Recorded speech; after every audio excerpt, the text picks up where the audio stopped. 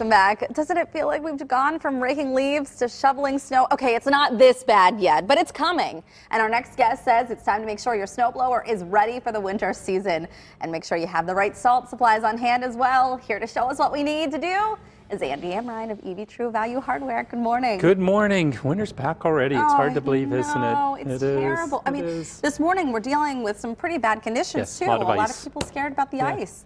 So you're going to get us ready. Absolutely. We're going to get you ready. We're going to start with the snowblower because Ron says we're going to get an inch or two maybe tonight. So you may be using it. And a lot of people today are just going to drag it out of the garage, drag it out of the shed, and they haven't touched it since February, or March, or whenever we had the last snow on it. So, what are they going to do? And and there's some products that'll really make it better for you, make it run, make it start, and so forth. And one is using fresh gas. And True Fuel makes gas in a can that's a lot better than the gas that you buy at the gas pumps because it doesn't have any ethanol in it.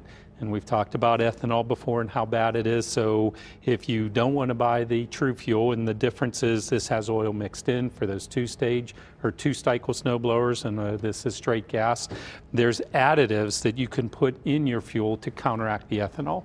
Ethanol is bad. So we put stuff in it to take the ethanol out that the government makes the gas companies put back in again.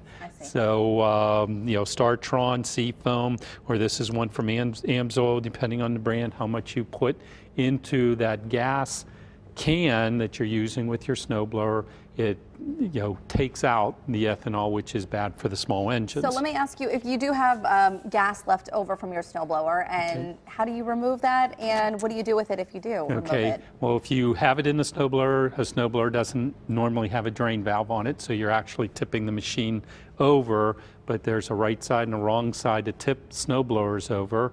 You got to make sure which way you're dumping them so you don't mess up the carburetor on it. But you have to dump out the gas. And gas like that, what I do with it, I actually put it in my truck or my car.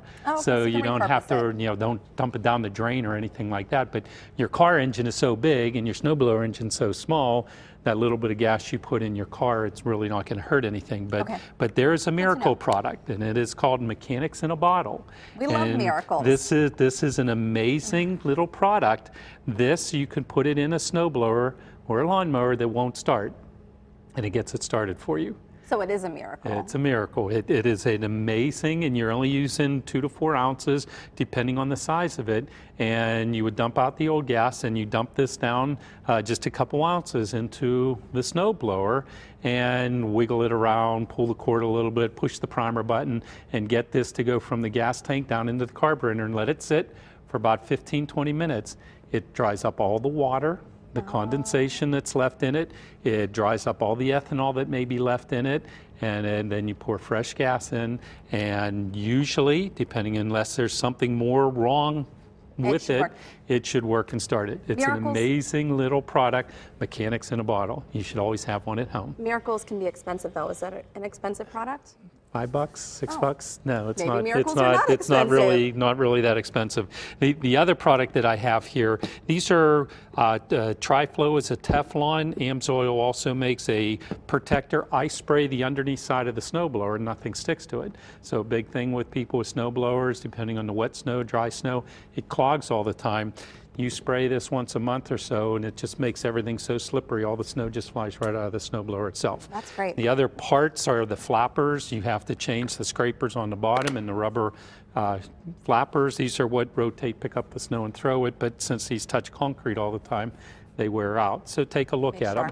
And then we're into our wonderful salt products. There's rock salt, there's magnesium, there's calcium. And 3 main types of product to use. Cheap, not as cheap. More expensive, very expensive. Correct. I think I remember. Okay, do you remember what the best one is out of all of them? It's this one. No, it's not. It's this one. It's this one. Sorry. There you go. You were close. You were close. Rock salt, very cheap, but it kills everything. And damages your sidewalk. It kills your sidewalk and your pets and the grass. It kills grass, trees, everything, but it's real cheap. Magnesium is not, it's not as expensive as calcium, but magnesium is actually the safest product you can use because it doesn't hurt your pets. It's a pet-safe product. It doesn't kill grass.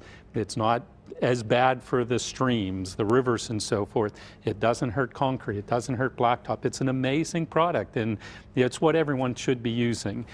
Price-wise, you're talking like $17, $18 for a 50-pound bag, where regular rock salt is about $8, $9 a bag. And the other one at the end is the calcium, and calcium is about $22, $23 a bag. More expensive. But it's maybe faster on dissolving hard ice, but it's really bad for your pets. If you had oh my God, calcium is worse than rock salt for pets. Okay, so if you have pets, avoid this. You never ever want to use it. And you know, I have a cut on my finger. If I would touch that calcium, boy, it's going to burn. Okay. It just really, really is bad for it. But people still use it because it is safe for concrete, but it works faster than what the magnesium does. So that's why some people will still do it. But overall, magnesium by far is the best product to use, especially on days like today and what tomorrow morning is. Thank you so much, Andy, on It's a day when we need it.